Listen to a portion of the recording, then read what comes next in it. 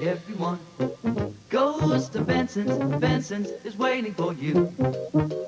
Everyone goes to Benson's. Benson's is waiting for you. You'll see elephants, rhinos, lions, and bears. Fun and excitement are waiting for you. Benson's smiles are everywhere. He'll be smiling too. Everyone goes to Benson's, Route 111, Hudson, New Hampshire. You'll be smiling too.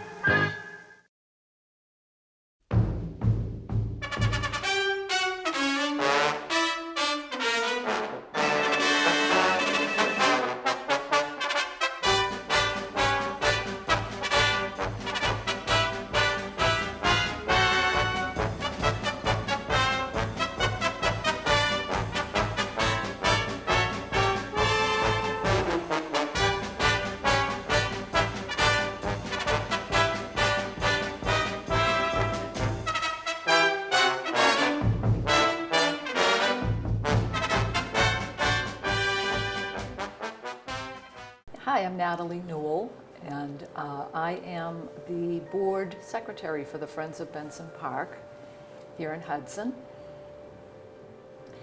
Well, the history of the original owner, John T. Benson, the story goes he bought this property in 1926, and it was a world-renowned zoo and amusement park for 60 years.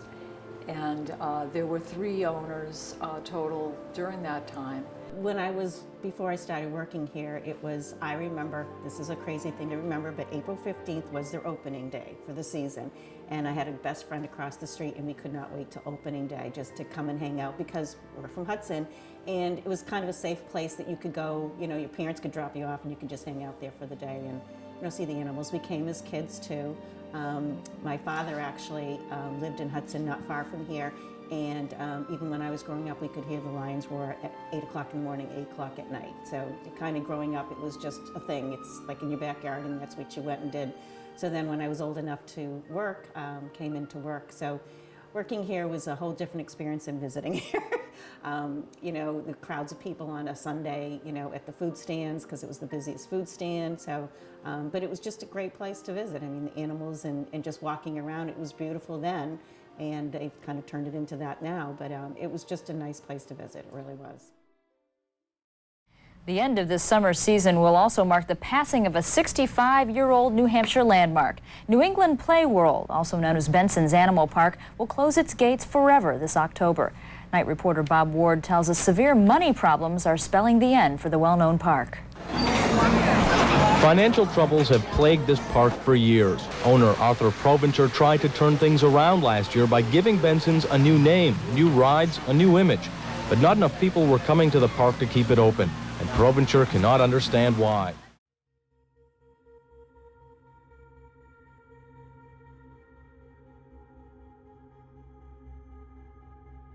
The park closed due to financial reasons mostly.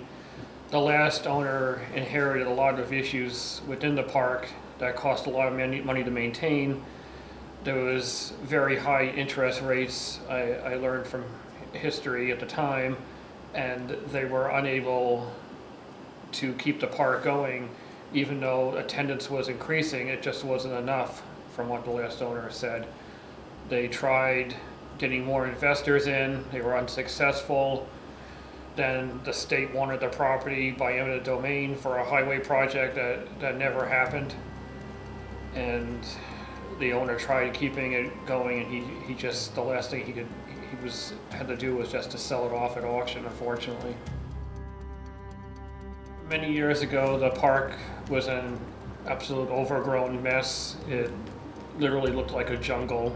People had to come in here when they started cleaning up with machetes, and they had giant bonfires burning all the brush. And it was a huge community outreach project with volunteers from all over the town coming to help clear the paths and find the old walkways and just make the park accessible to become a municipal park in the future.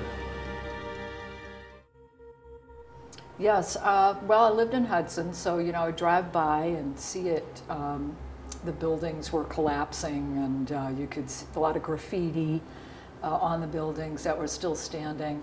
And this building that we're in right now, this is the Elephant Barn, and this was actually a condemned building. The roof had collapsed. It was a big mess. The whole park was in rough shape. And then, the state owned it. As Dana had mentioned, it was supposed to become part of a highway that never happened, thank goodness.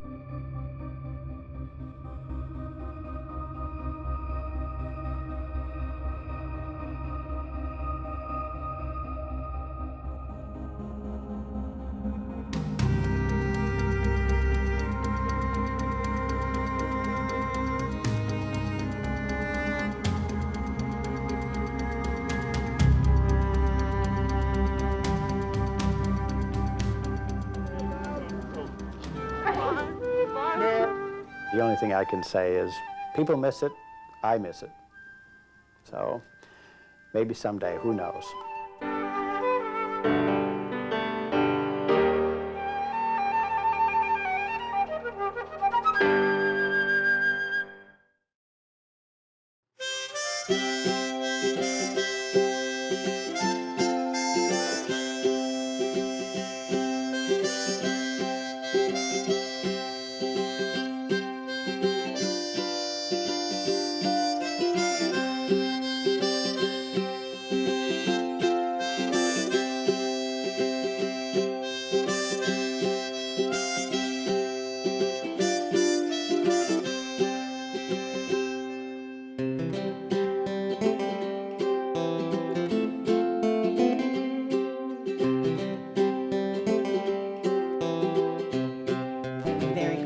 Who's also named as Natalie, who was very involved in from the beginning, her and her husband cleaning it. And so I used to take in touch with her about that. And maybe a year or two after they started cleaning, I remember walking through, and it was just amazing to me what this volunteer group could do.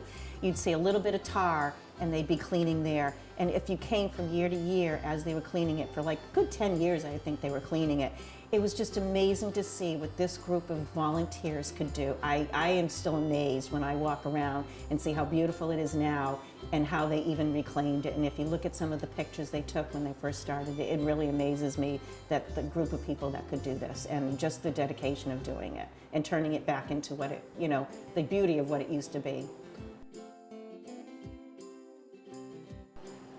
It definitely had a familial feel to it. Everybody here just got along. Being a smaller park than, say, a Disney World or a Universal Studios or something like that, everybody knew everybody here. It wasn't just people that knew each other in their own departments. Everybody knew everybody here. The people who worked the rides knew the people who worked at the food stands and the animal keepers and all that. Everybody just had a very strong familial feel to it.